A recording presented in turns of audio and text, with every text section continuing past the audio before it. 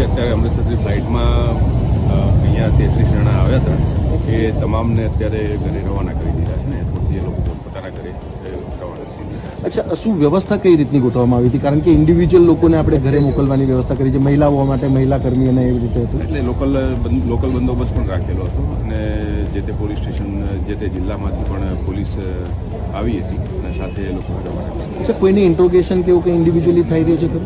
એટલે અત્યારે ત્યાં રવાના કરી દીધા.